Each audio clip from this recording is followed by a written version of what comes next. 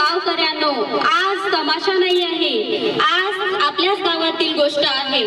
प्रश्न एकच आहे, मुलगी वाचवायची का परंपरा पाळायची? पिंके, ए पिंकी बाई, पटपट काम करून घे. पाणी घेऊन भरून घे, तुला बघायला पाहुणे येणार आहे. आई, माझा गणिताची उद्या पेपर आहे गणिताचा.